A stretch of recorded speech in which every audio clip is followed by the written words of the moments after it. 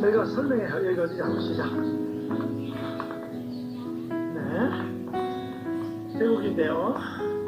지금 저 자전거 레이스를 하는 그 수많은 시간에 그죠?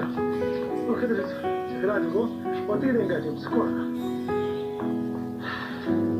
엄마랑 둘이 달리게 되는데 엄마 저 뛰어와. 엄마 빨리. 여기 한마디 해주세요. 자, 시작.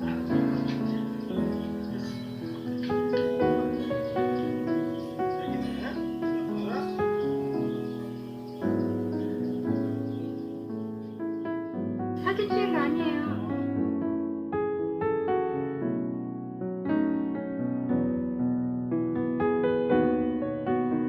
샬롬, 안녕하세요. 커피 브레이크 6강에 오신 모든 여러분을 환영합니다. 자, 오늘 커피 브레이크 6강에서는요, 어떻게 부모님과의 관계를 회복할 수 있는가, 그 방법에 대해서 나눌 것입니다. 부모와 자녀의 관계를 회복하는 데 있어서 먼저 두 가지를 짚고 넘어가야죠. 첫 번째는 이 세상에는 완전한 부모, 자녀, 가정 없다는 것이고요. 두 번째는 회복이 불가능한 부모, 자녀, 가정이 없다는 두 가지 사실입니다. 그래서 오늘은 이 두 가지를 기억하면서 어떻게 부모님과의 관계를 회복할 수 있는가에 대한 실질적인 방법과 그 방법을 통해 정말 많은 회복을 또 자유를 누릴 수 있게 되었던 저의 레알 간증을 나눠보도록 하겠습니다. 지난 커피 브레이크 5강을 보셨더라면 저희가 이제 10가지의 육신의 아버지 유형을 살펴보았는데 그때 우리 육신의 아버지와의 관계가 얼마나 우리가 하나님 아버지를 바라보는 시선에 영향을 미치는지에 대해 나누었습니다. 그래서 예를 들어 권위적인 아버지 밑에서 자란 자녀는 하나님 아버지를 바라볼 때 권위적인 존재로 받아들이고 또 연약한 육신의 아버지 밑에서 자란 자녀는 하나님 아버지를 바라볼 때 무능하고 무책임하고 연약한 존재로 받아들인다는 거죠. 그래서 결국 사랑과 온유, 자비, 양성, 인자, 긍휼 그리고 또 능력, 전능하신 하나님 아버지와의 그 친밀한 관계가 아니라 나의 그 왜곡된 시선으로 바라보는 하나님과의 관계에서 끝나버린다는 거죠. 사실 그게 좀 별 문제 안 된다라고 하실 수도 있겠지만 우리가 하나님을 정말 제대로 진정으로 알아야만이 우리가 하나님의 나라를 위해서 영광을 돌릴 수 있는 놀라운 일들을 할 수 있고 위대한 세상의 그 꼭대기에 서 있는 지도자가 될 수 있고 하나님께 놀랍게 쓰임받을 수 있고 그보다 더한 정말 하나님과 그 친밀한 관계 가운데 사랑을 맛볼 수가 있고 또 남들을 그 사랑으로 정말 보살필 수 있게 되지만 그 하나님과의 친밀한 관계가 회복되지 않으면 그게 다 불가능해진다는 것입니다. 그래서 오늘 커피 브레이크 시간에는요, 제가 이 모든 사실을 깨달은 뒤에 어떻게 저 육신의 아버지, 저희 아빠와의 관계를 회복하여서 하나님과의 관계를 또한 회복했는지 여러분과 나누고 싶어요. 저희 아버지는 10가지 유형의 아버지 중에서 늘 저에게 1번인 좋은 아버지였어요. 저에게 항상 무조건적인 사랑과 저의 실수, 이런 부족한 모습에도 불구하고 항상 인정해주는 말, 칭찬해주는 말을 되게 잘 해주시는 아버지였어요. 근데 여러분 저희가 1강부터 3강에서 이미 나눴던 것처럼 우리도 모르게 이 내면에 쌓이는 상처들을 가장 잘 드러내는 확실한 증거는 무엇이냐? 우리가 그 사람을 대하는, 우리가 부모님을 대하는 우리의 말, 언행과 행동입니다. 그래서 늘 아빠에게 순종만 하던 정말 아빠에게 너무나도 착한 딸이었던 제가 갑자기 어느 순간 고등학교 때부터 정말 아빠에 대한 온갖 짜증과 불만으로 가득 찬 딸이 되어버렸다는 특이한 그런 사건이 벌어집니다. 그래서 아빠가 무슨 교회 글을 이렇게 번역해달라고 문자가 오면 제 안에 막 분노가 치밀러 오고요.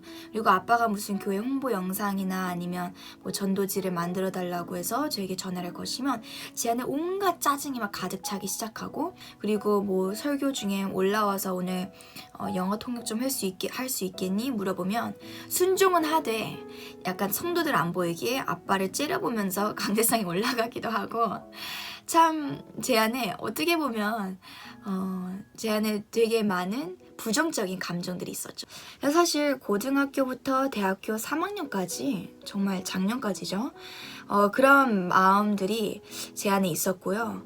아빠에게 순종을 하되 어떤 마음으로 순종을 했냐? 아빠는 나에게 너무 좋은 아빠인데 나도 착한 딸로 살아야지. 뭔가 미안한 마음, 약간 죄책감이 드는 마음으로 순종을 해왔던 게 없지 않아 있었던 것 같아요. 근데 때는 바야흐로 대학교 3학년 작년 여름이었습니다. 제가 교회에서 이제 금요철야가 끝나서 기도하는 도중에 하나님께서 제 안에 있는 이 아빠에 대한 부정적인 마음들을 들추어내시는 거예요. 그러면서 저에게 물어보시더라고요. 메리, 너는 왜 아빠에 대한 짜증과 불만이 있니? 너 그거 한번 성령님께 기도 가운데 물어봐. 성령님께서 너에게 가르쳐 주실 거야. 그래서 그 질문을 갖고 그날 저녁 하나님께, 성령님께 구하면서 제가 놀라운 사실을 깨닫게 되었어요. 아빠는 나에게 좋은 아빠였지만 또한 나에게 늘 부재 중인 아버지였다는 거예요. 그러면서 기도하는 도중에 하나님께서 마치 영화의 그 필름, 장면처럼 저의 유년 시절부터 청소년 시절을 쫙 보여주시는 거예요. 기도 가운데. 새벽 4시에 서재에서 새벽 기도 준비하시는 아빠의 모습, 그리고 정말 저녁 자정이 넘어서야 집에 오셔서 미안한 마음에, 딸한테 미안한 마음에 사들고 오는 그 과일 봉지에 부스럭부스럭 대는 그 소리, 그리고 또 하루 종일 전도하랴 사역하랴, 그리고 목사님들 만나 하나님 일하랴 바쁘신 그 아빠가 피곤해서 거실에서 완전 초토화돼서 주무시는 그 모습까지, 그리고 또 중학교부터 고등학교까지 아빠가 매일 아침마다 학교 스쿨버스 정류장에 바래다 주셨거든요. 근데 그때 그 10분간의 짧은 아빠와의 시간이었는데 항상 교회 일에 이렇게 집중하시는 모습, 교회 일로 가득 찬 그 머릿속과 제가 대화하니 얼마나 대화가 되겠어요.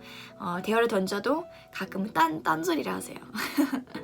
그래서 그거에 대한 저의 되게 외로웠던 그런 모습들 하나님께서 보여주시더라고요. 그리고 또 미국에 유학생활을 갔는데 거기서도 이제 아빠한테 문자가 오면 안부 문자보다는 이제 주영아 이거 교회 일 조금 번역해 줄 수 있니? 아니면 이거 조금 디자인해 줄 수 있니?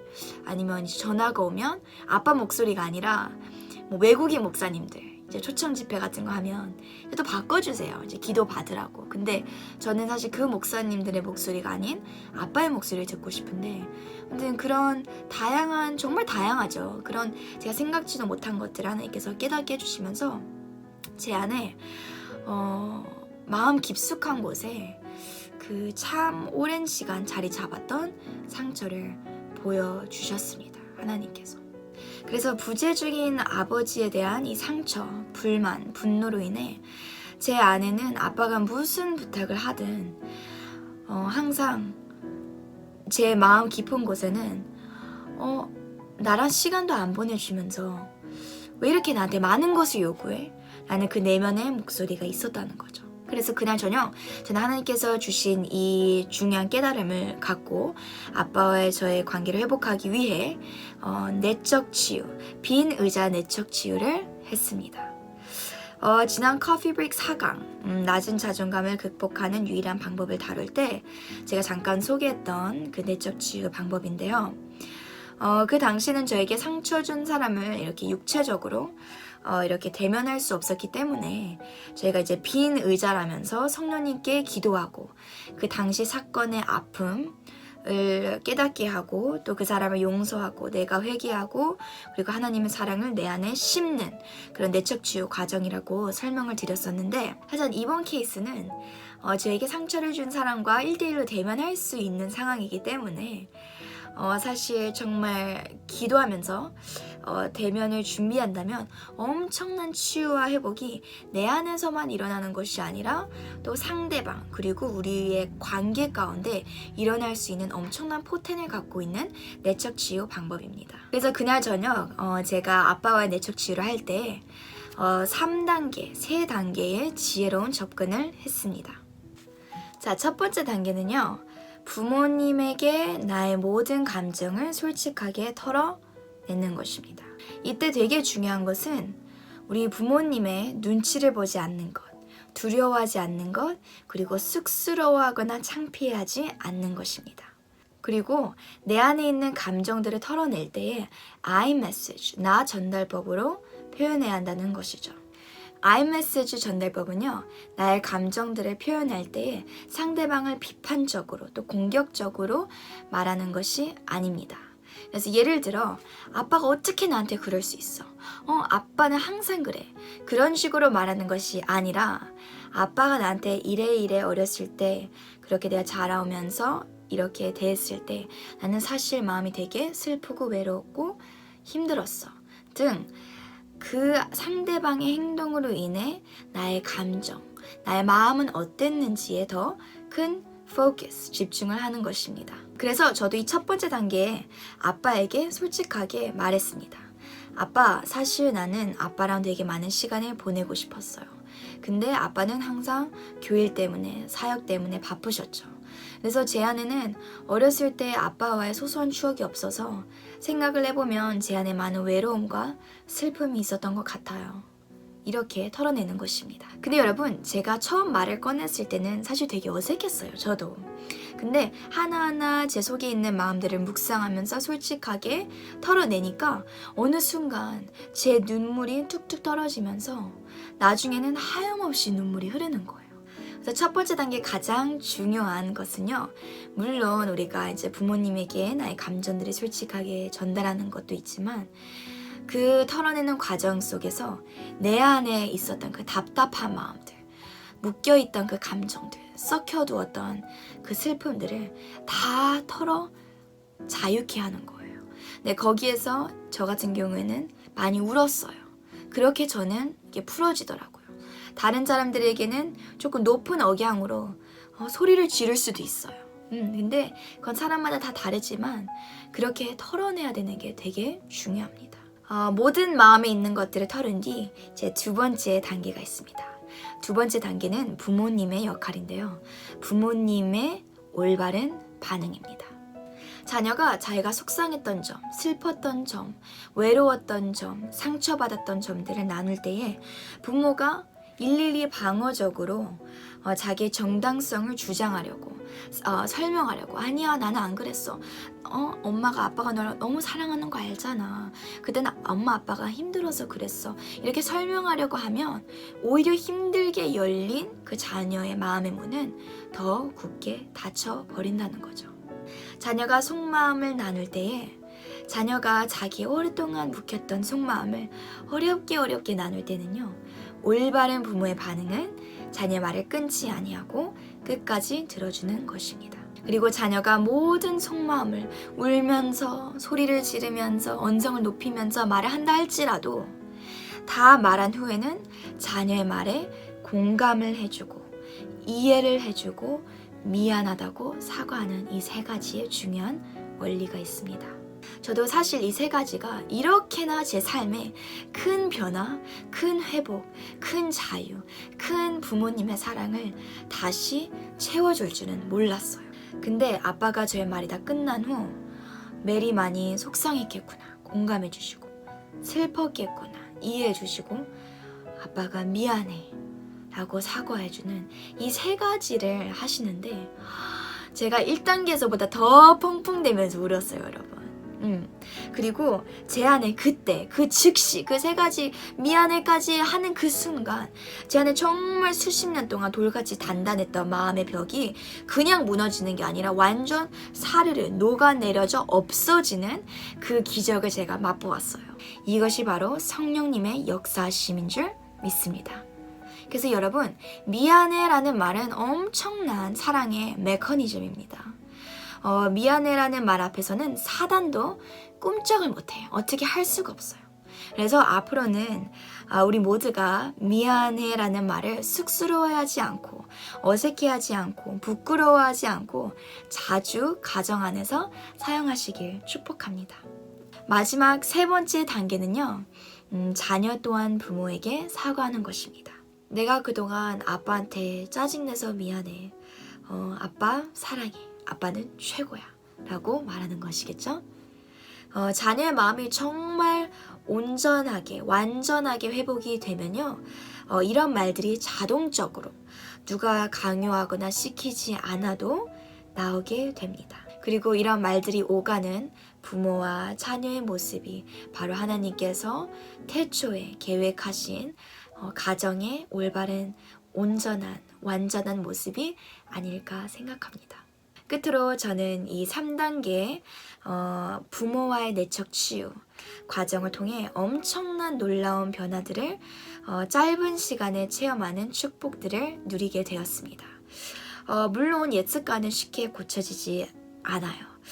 그렇지만 내면의 상처들이 치유된 가정의 모습은 옛 습관들을 고쳐 나가려는 그 모습과 또 그 습관들이 다시 드러난다 할지라도 서로를 이해할 수 있는 더 많은 사랑과 인내의 마음이 아닐까 싶어요. 또한 이렇게 내면의 상처들을 솔직하게 부모와 자녀 사이에 털어낼 수 있는 그 환경이 돼 있는 가정 속에 자라난 아이들은요.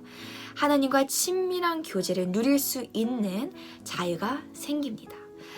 육신의 부모님의 연약함을 하나님의 사랑으로 이해할 줄 알며 또 하나님을 더 이상 부재중인 아버지, 권위적인 아버지, 연약한 아버지, 두렵고 폭력적인 아버지로 바라보지 않게 되어 세월을 많이 아끼며 하나님과 친밀함을 키워나가면서 성경 속에 있는 위대한 지도자들처럼 하나님의 영광을 위해 탁월하게 쓰임받는 자녀들이 된다는 것입니다. 오늘 말씀을 마치며 아직 마음속에 머뭇머뭇 거리시는 부모님이나 자녀들에게 마지막으로 격려드리고 싶어요. 이 세상에는 완전한 부모가 없기 때문에 완전한 자녀가 없습니다. 모든 자녀는 부모님에게 털어놓지 못한 상처와 아픔이 있어요.